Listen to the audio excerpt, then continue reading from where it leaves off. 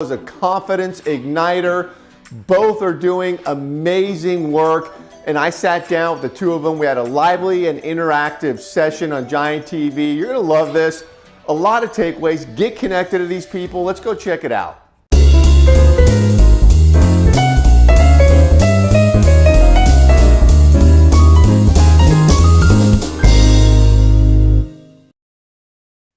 Hi everybody, welcome to Giant TV. I'm Paul Hitchcock, president and founder of Giant Jacks Media. We're helping others to grow and nurture their businesses. I'm very excited for my two guests today. I have Jeff Bauer, who's an incredible Vistage chair working with amazing leaders. We're going to hear from Jeff in a second here. I have Meshell Baker as a chief confidence igniter, high demand across the country, speaking to businesses and groups everywhere, motivating people. And we're going to get into this. Love it.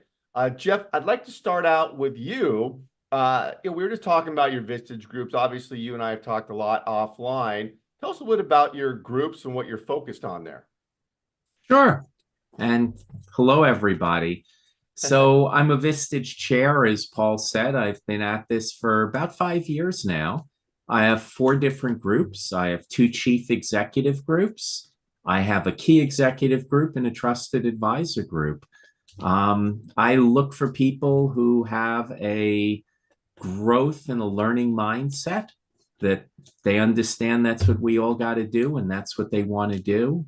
I look for people across industries. I have good industry diversity in my groups right now. Yeah. And I'm always looking to expand the industry diversity as well as diversity in general.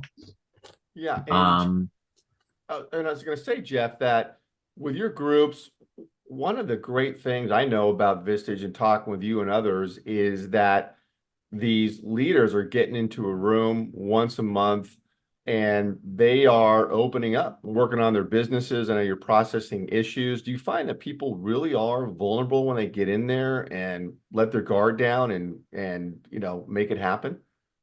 Yeah. That's why I look for non-competitive type people. I look for people from different industries.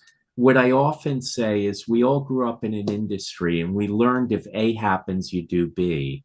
Yeah. Someone in another industry learns if A happens, you do X. And a third industry, if A happens, you do G.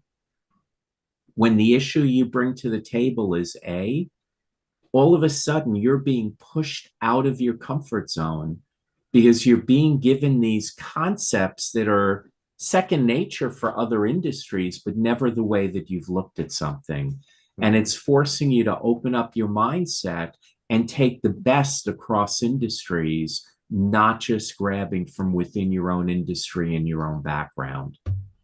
Very interesting. When you're, aside from those monthly meetings where everybody's getting together, you're doing the one-to-ones with each person. What are those like? I mean, is that a Zoom? Are you sitting down with them and, are they just spilling what's on their front burner? How do those go? Sure. Yeah. Typically my one-to-ones are being done on Teams. All my group meetings, which is a full day a month, are all being done in person. In the one-to-one sessions, I have a primer that I encourage my members to look at and update on a monthly basis. It helps us isolate the areas where they're really having challenges so that we can dig in deeper there. We're looking at whatever's going on in their organization. And honestly, sometimes it's a personal issue that we're looking at. Yeah. And I'm a big believer that personal issues show themselves in our work lives. So it's a mix of things that we're going to take a look at. When the members do their prep work and they come with their list of things that we need to talk about, we get a lot deeper.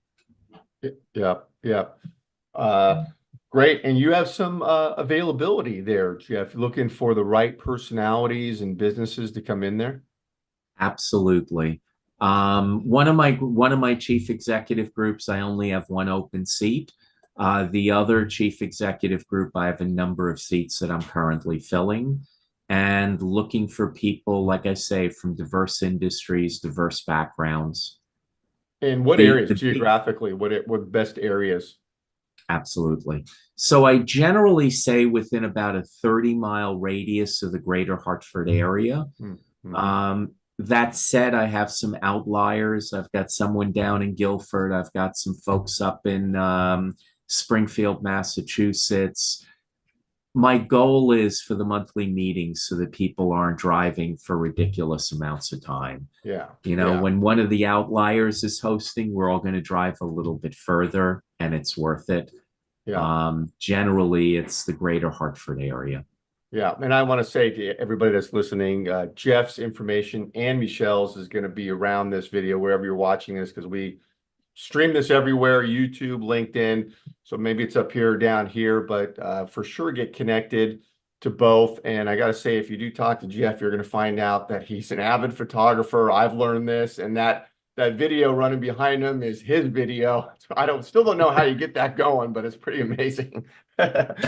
It's great. Thanks, Jeff. No, that's awesome. Meshell, got a lot to talk about here, and tell us what you're focused on, and let's dive into this. I really want to hear this.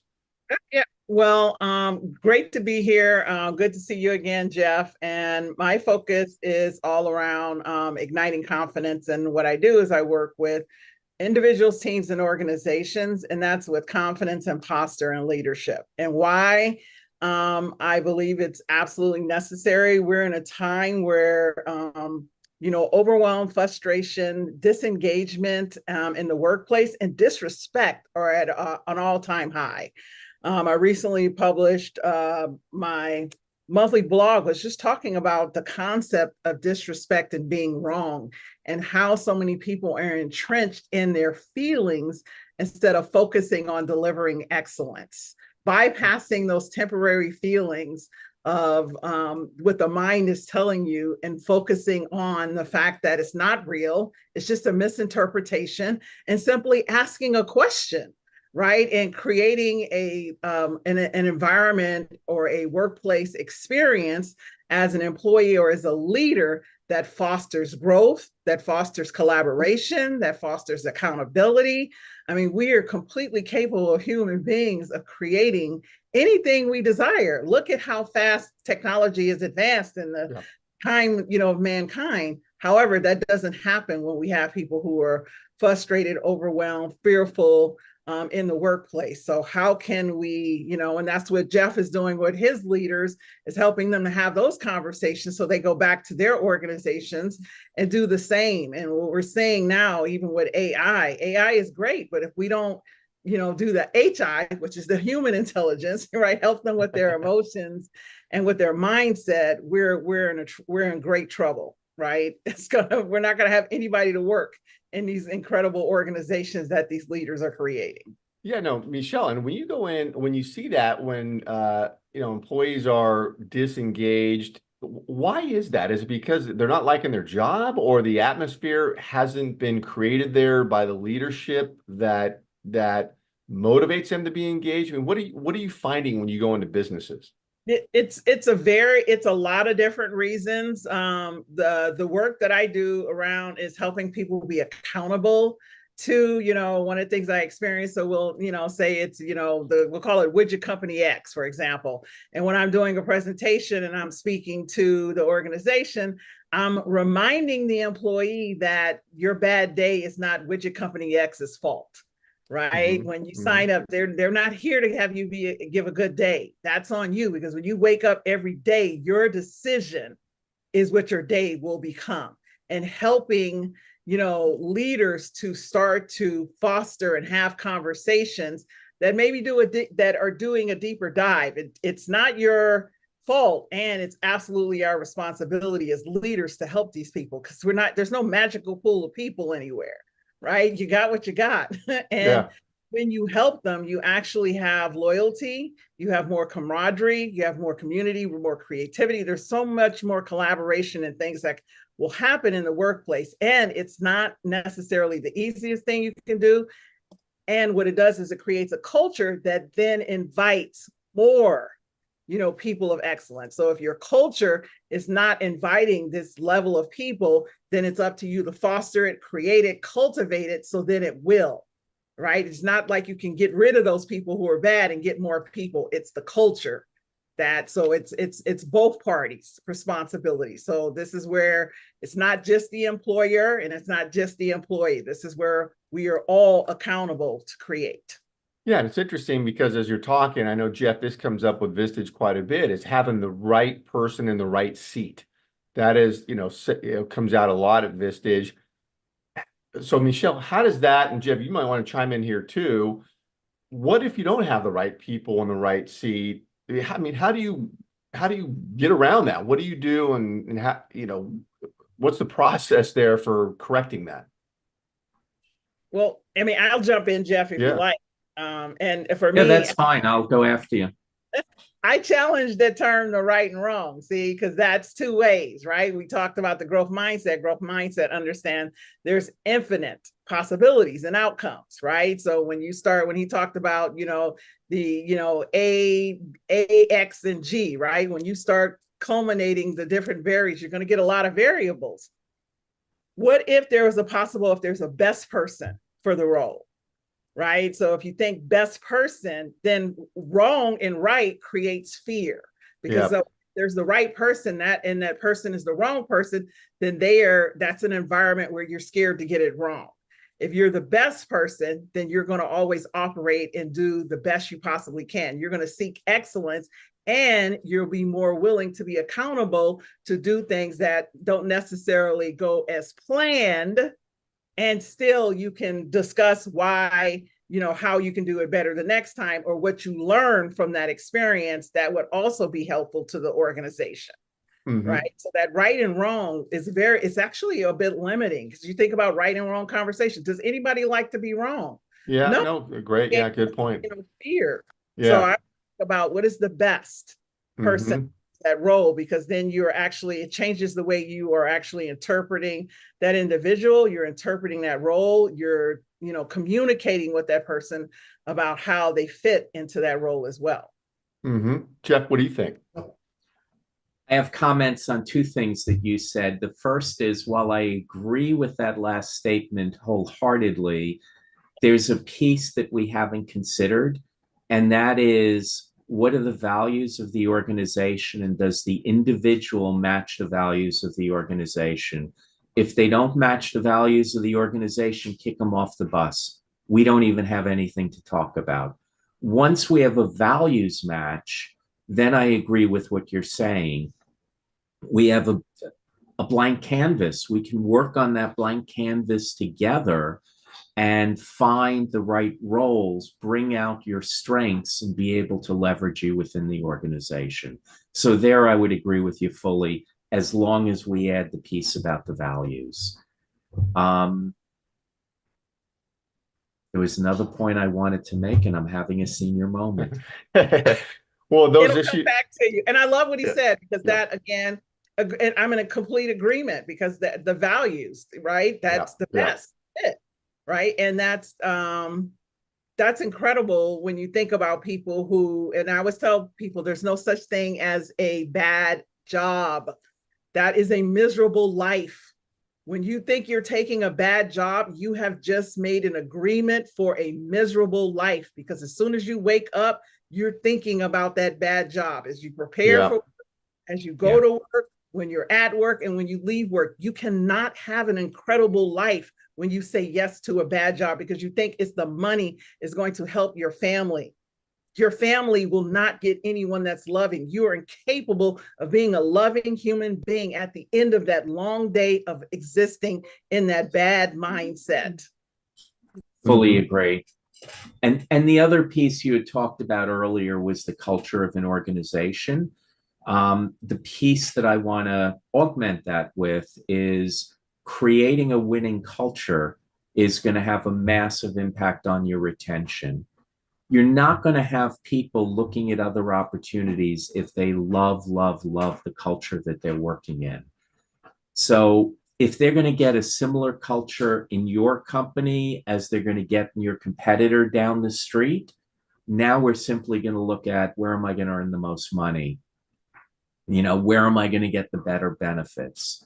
If your culture trumps the culture of your competitor down the street, why would they even talk to them? Yeah. Yeah. Well, when you say culture, Jeff, when you bring that up, and Meshell too, what do you mean by culture? I mean, is it the fun you're having in the office? Is it the way people are interacting? Who sets the tone? I mean, what culture is such a, could be many things. What actually is a good culture? What's happening in a good culture? So I'm going to start by answering your question. Yes, it's all the above plus a lot more. Mm-hmm. The best example that I can think of is something that one of our Vistage speakers talked about. Um, he came in, he said that he had done a study and he was at the Ritz-Carlton. And if you walk into a Ritz-Carlton and you ask, can you tell me where the men's room is? They're not going to tell you, go down the hallway, make the third right, and it's on your left-hand side. They're going to say, let me show you. Mm-hmm. And they're going to walk you down there and show you where it is. Mm-hmm. Mm-hmm. Creating a culture where everybody is happy at what they do and they understand your values, they understand your purpose, they understand how you feel about your customers, and they're all going to do something similar to guarantee that your customers are happy and they're enjoying what they're doing. That's going to create the culture that's going to trump everything else. Love it. Yeah, it's a great example. Meshell? I would just agree. So we're just going to say yes, yes, and more of that. And what I believe and why I love, having these conversations with Vistage chairs is that that's what they foster, right? When you're in this community. So what happens is collective as a mindset, as a business owner, as an entrepreneur, we are, Jim Rohn, the people we spend the most time with. So the culture of Vistage is to foster helping owners and founders create that in their workplaces, which then trickles down to those, that employee engagement and experience for clients and everyone. So I just agree with everything he said. And again, love that Vistage is one of those organizations that's helping, owners to create that for their own businesses to thrive. Yeah, for sure. Thank you. And Meshell, when you go in there, when you engage with a company and there's a problem there, what does that engagement look like? What are you actually doing with them? Are you meeting with leadership initially, then the team, or what happens there? Yes. So we go through that initial experience of, we look at what the experience is going to be. So there's an assessment and alignment and the outcome. So what are the deliverables they want to actually establish by working with me? And then we go into that next step would be established. So what are the outcomes? So if it's going to be a talk, it's going to be one set of outcomes. If it's a workshop, or if it's coaching, right? If we're actually going to take a group or a team through the program that I do, which is, that coaching for the unstoppable confidence. What is that going to look like? Setting those milestone and markers. And then I talk to them about what their expectations are. And then we have, set dates and we move forward. So the goal is to see what is it you want your individuals to experience. If it's, your participants in the talk or the workshop or the coaching, what is it that you want them to experience and how we're going to get there? And again, it's talks, it's workshops, and it's coaching. Mm-hmm. Mm-hmm. And Jeff, does that come up a lot in your group meetings or one-to-ones as employee issues? And I mean, maybe that's just obvious to say that, but does it come up quite a bit? Absolutely. Yeah. Absolutely. We do a lot of issue processing around staff issues, staff retention, staff hiring. And, sometimes it's the business leaders don't recognize the impact that a non-performer in their team is having. Mm-hmm. And really getting them to recognize the impact of that non-performer so that they can turn around the entire organization. Yeah. I would add to that, you actually have toxic top performers, right? Sometimes people think that a top performer is it's great, but if they're toxic and they're not collaborative, they're not, engaging in community, taking their skill sets and really being a top performer who's also leading other people, to perform well, that's toxic. Yeah, yeah. That's funny you said it. Jeff Yeah. said that'll impact the organization as well. I would also add to that one that I've seen in some cases, and we've been able to change, is when a top leader has a scarcity mindset. And it can be a scarcity mindset about competition. It can be a scarcity mindset about being able to hire people and getting them to switch from a scarcity mindset to an abundance mindset opens up unbelievable potential. What's a scarcity mindset? Scarcity mindset would be, I really can't find a replacement for Johnny. There's no one in the marketplace that could do Johnny's job. Yeah, I know Johnny's not performing well, but I got to keep him because I'll never find a good replacement for him. Mm-hmm. Mm-hmm. Okay. Mm-hmm. If you turn that around and say there are thousands of people out there in the workforce, believe that you're going to find the right person and deal with Johnny based on what Johnny's performance is. And inevitably, it gives them the comfort to be able to move on from Johnny, and they do, in fact, find a replacement. On the other side, scarcity versus abundance, I had a member who, in a specific industry, would not want to step into the room with a competitor in the industry because we're all going after the same customers and there aren't enough customers out there. Yeah. In that individual's case, I turned him around to an abundance mindset. Once or twice a week, he gets together with competitors and he recognizes there are things they can do that he can't and things he can do that they can't. And they give each other business leads. And his business has grown by spending more time with his competitors and getting to know them better. Great stuff. Great stuff. Well, listen, we could talk about this forever. I'm fascinated by this topic. I want to thank everyone for listening here. Meshell, Jeff, thank you so much. Very fascinating conversation. And again, information is around here. Get connected. And thank you very much. Appreciate both of you being here. Thank you, Paul. Thank you, Meshell. Thank you, Jeff, and thank you, Paul.